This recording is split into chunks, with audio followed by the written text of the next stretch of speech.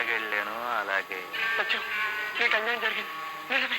అందుకు పరిహారంగా ఎంత డబ్బైనా ఇస్తాను. ఎంత? ఎంతైనా సరే. ఇదిగో ఆయన పెట్లో ఉంది, తీసుకో. నీకు ఎంత కావాలో తీసుకో.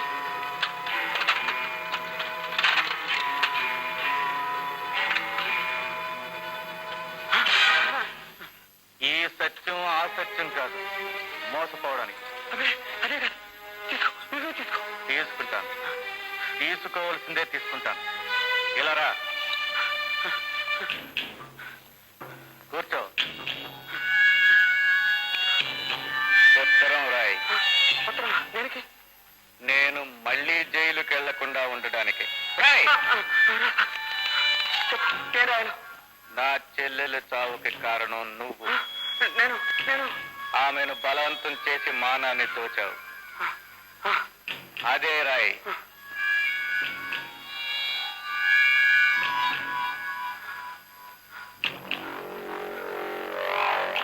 గోడౌన్ నాది కాదు, శిక్ష అనుభవించాల్సింది నేను కాదు. అవునా? అదే విధంగా రాయ్.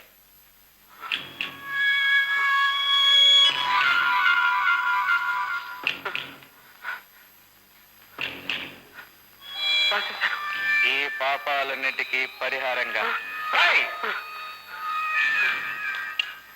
ఈ పాపాలన్నిటికీ పరిహారంగా రాశాను. సంతకం పెట్టు.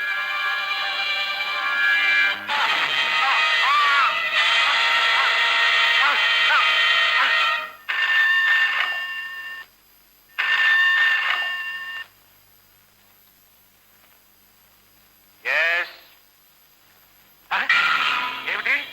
మోహన్ ఆత్మహత్య చేసుకున్నాడా? No no, it's impossible. ఇది ఆత్మహత్య కాదు, హత్య. ఎలా జరిగిందో చెప్పలేను కానీ ఎవరు చేస్తుంటారో చెప్పగలను. ఎవరు? ఇంకెవరు? ఆ సత్యంగాడు. సత్యమా? ఏ మీరెందుకు చేయకూడదు? నేనెందుకు చేస్తాను?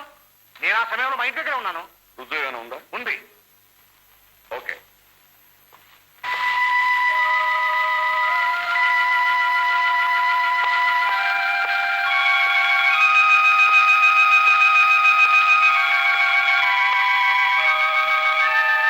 సత్యం, రాత్రి నువ్వు ఎక్కడున్నావు? ఇక్కడే. మోహన్ హత్య చేశారు.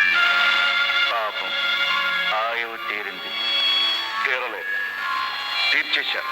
ఒకరు తీరిస్తే తీరేది ఆయువు. రాతలో ఉండాలి. రాతలో ఉండాలనే అతని ఉత్తరాన్ని అతని చేతనే రాయించాడు. ఎవరో తెలివైన వాడు. ఎవరో? అదే తెలుసుకోవాలి. బాబు, ముహూర్తం దొరుకుతుంది, పెళ్లి జరిగిపోతుంది. కానీ ఈ రెంట్కి కావలసింది డబ్బు. వేదవది ఈ రోజుల్లో PUC చదివిన కుర్రాడు మార్కెట్లో 10-15 వేల రూపాయలు పలుకుతున్నాడు. మా వాడు డాక్టర్ పాస్ అయి ఫారెన్ వెళ్ళాలనే.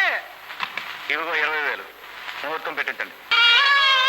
నీ మేలు జీవితంలో మర్చిపోలేను బాబు. 1,50,000 నా హోటల్ నిగం.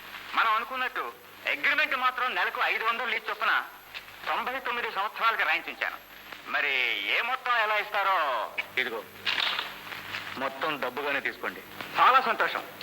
ఇదిగో అగ్రిమెంట్, సంతకం పెట్టండి.